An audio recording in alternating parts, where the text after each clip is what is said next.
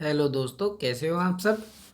आपका मेरे YouTube channel LKM Meena पे स्वागत है। तो प्यारे दोस्तों, आज की वर्कशीट हमारी विषय सामाजिक विज्ञान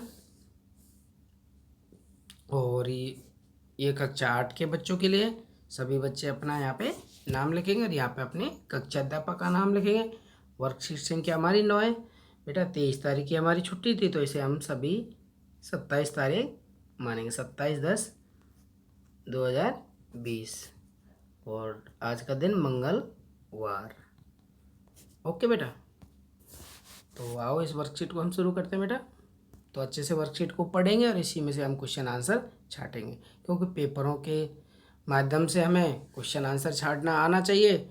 और वर्कशीट का क्या महत्व है या किसी भी पाठ का हमारे लिए क्या महत्व है, क्या हमें वो शिक्षा देता है, क्या उससे हम अच्छी सीखते हैं, कौन कौन सी सूचनाएं उसके माध्यम से हमें सीखने को मिलती है। तो उन्हीं सब की जानकारी के लिए हमें वर्कशीट को अच्छे से पढ़ना चाहिए।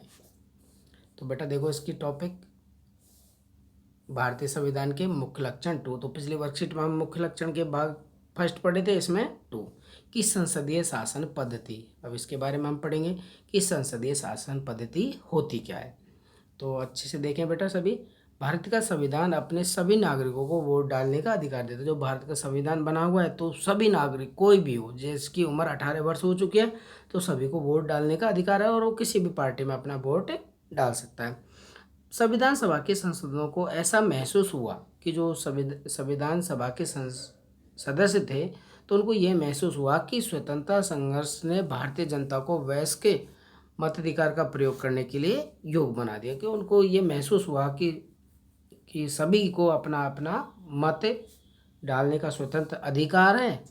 उन्हें विश्वास था कि इससे लोकतांत्रिक सोच और तौर तरीकों का प्रोत्साहन मिलेगा। साथ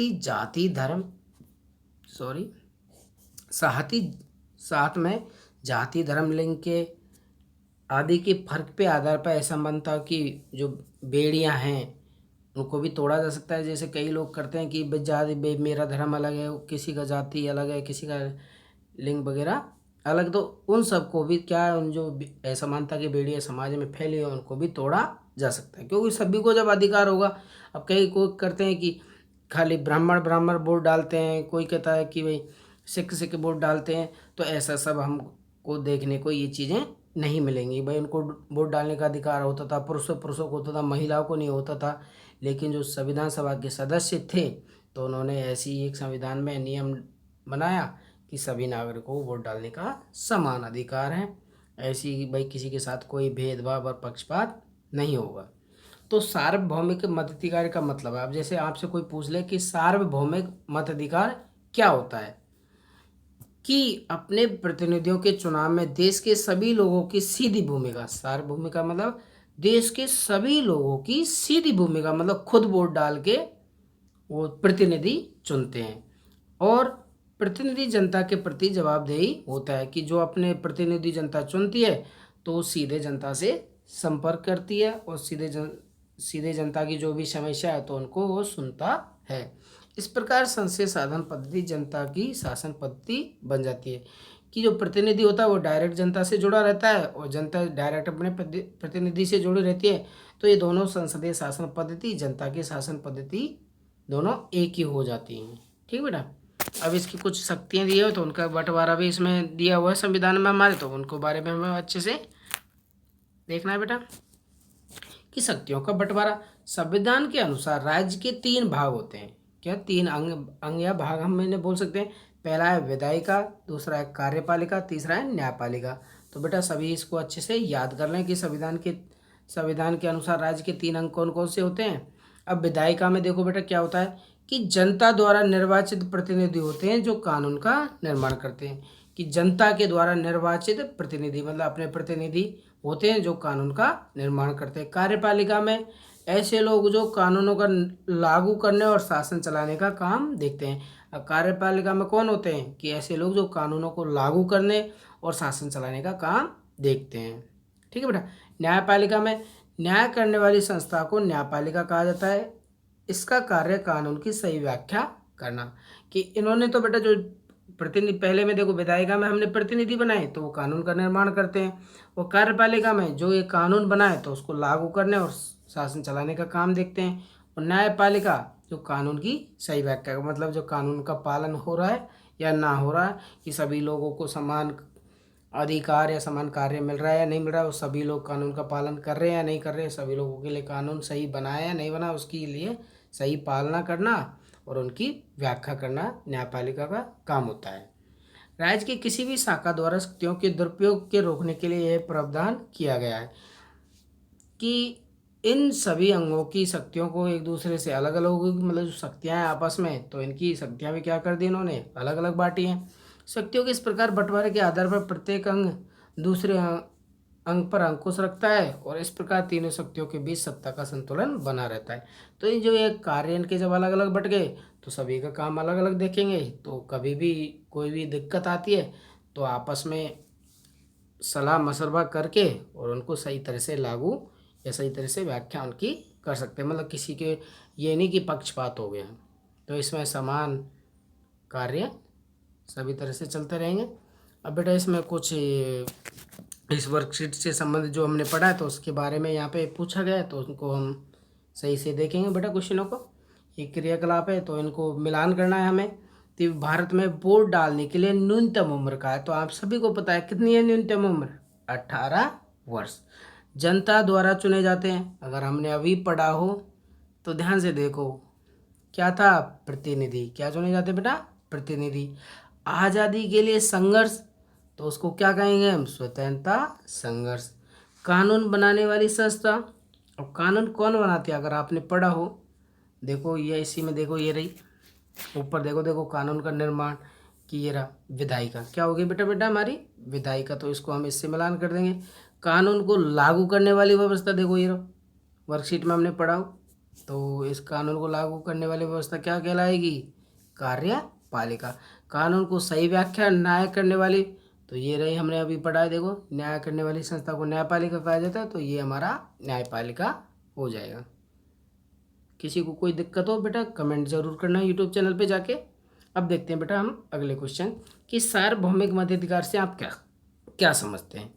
तो मैंने आपको पहले ही बताया, देखो इस वर्कशीट में हमने अगर अच्छे से पढ़ा हो ये रहा, तो पहले क्वेश्चन का आंसर हम यहाँ से लिखेंगे कि सार्वभौमिक मताधिकार का मतलब है अपने प्रतिनिधियों के चुनाव में देश के सभी लोगों की सीधी भूमिका होना, और प्रतिनिधि जनता के प्रति जवाबदेही होते हैं। इस प्रकार शासन पद्धति जनता का शासन पद्धति बन जाती है कि जनता के जो प्रतिनिधि थे वो डायरेक्ट जनता से बातें करते हैं। अभी कोई भी समस्या हो तो जनता अपने डायरेक्ट प्रतिनिधि को बताएं और उनका तुरंत समाधान करना ही सार्वभौमिक मताधिकार का अर्थ होता है। ठीक है बेटा, पहले क्वेश्चन का आंसर हम ये लिख देंगे। अब देखते हैं बेटा दूसरा क्वेश्चन कि संसदीय शासन पद्धति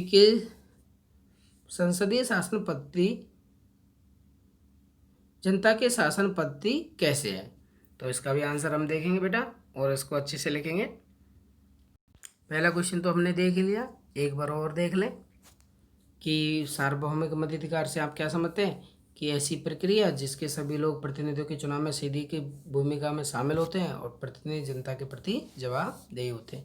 दूसरा क्वेश्चन था हमारा संसदीय शासन पद्धति जनता की शासन पद्धति क्यों है, तो बेटा इसका आंसर लिखेंगे संसदीय शासन पद्धति जनता के शासन की पद्धति, क्योंकि जनता द्वारा चुने गए प्रतिनिधि जनता के प्रति जवाबदेही होते हैं।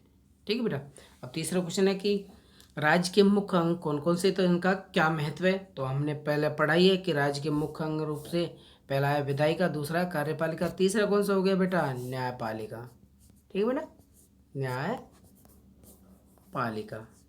और इसके क्या क्या कार्य, तो उनके बारे में भी हम लिख देंगे भाई, इनका क्या महत्व है तो उसको देखेंगे। तो ये न्यायपालिका हो गया। विधायिका में, अब इसके भाई विधायिका में जनता द्वारा निर्वाचित प्रतिनिधि होते हैं जो कानून का निर्माण करते हैं। कार्यपालिका में ऐसे लोग होते हैं जो कानून को लागू और शासन करने का काम देखते हैं। तीसरा न्यायपालिका न्याय संगत न्याय करने वाली संस्था। ठीक है बेटा, ये हम इसके आंसर लिखेंगे तीसरे क्वेश्चन में। अब चौथा क्वेश्चन है शक्ति का बंटवारा को स्पष्ट कीजिए। भाई शक्ति का बंटवारा क्या क्या है, तो उनको हमें लिखना है। तो चौथा क्वेश्चन का आंसर हम लिखेंगे कि शक्तियों का बंटवारा राज्य के सुशासन का एक प्रारदर्श मॉडल है सुशासन का एक मॉडल है। शक्तियों के बंटवारे के लिए राज्य को भिन्न उत्तरदायित्व वाली कई शाखाओं में विभाजित किया जाता है और प्रत्येक शाखा को अलग अलग और स्वतंत्र शक्तियाँ प्रदान की जाती हैं। मतलब किसी का उनका हस्तक्षेप नहीं होता। ये नहीं कि ये शाखा दूसरे शाखा में अपना अधिकार जमा ले, नहीं, उसको अपने अपने कार्यों को करने का अधिकार स्वतंत्र होता है। तो प्राय ये विभाजन कार्यपालिका, विधायिका और न्यायपालिका के रूप में किया जाता है। ठीक है बेटा। और इस शक्तियों के बंटवारे का सिद्धांत है तो उसको लागू दिया था सबसे पहले बेटा फ्रेंच के दार्शनिक थे, उनका था मॉन्टेस्क्यू। ठीक है बेटा। तो इन्होंने सबसे पहले शक्तियों के बंटवारे का सिद्धांत दिया, तो इसे भी हम याद कर लेंगे। कभी कभी हमसे पूछ लिया जाता है भाई शक्तियों के बंटवारे का सिद्धांत सबसे पहले किसने दिया, तो हम लिखेंगे दार्शनिक मॉन्टेस्क्यू। ठीक है बेटा। तो प्यारे बच्चों, ये वर्कशीट हमारी कंप्लीट होती है। तो सभी बच्चे इसे अच्छे से अपनी सामाजिक विज्ञान की कॉपी में करके और अपने टीचर से चेक करवाएंगे। और बेटा अगर किसी बच्चे को कोई दिक्कत हो तो यूट्यूब पे ज़रूर कमेंट करें, आपकी इस समस्या का समाधान किया जाएगा। और मेरी वीडियो को लाइक भी करें और अधिक से अधिक बच्चों के लिए शेयर भी करें। और आगे की वीडियो देखने के लिए बेल आइकन को ज़रूर दबाएं।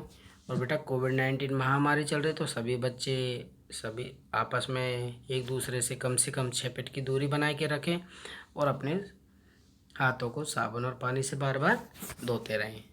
थैंक यू बेटा।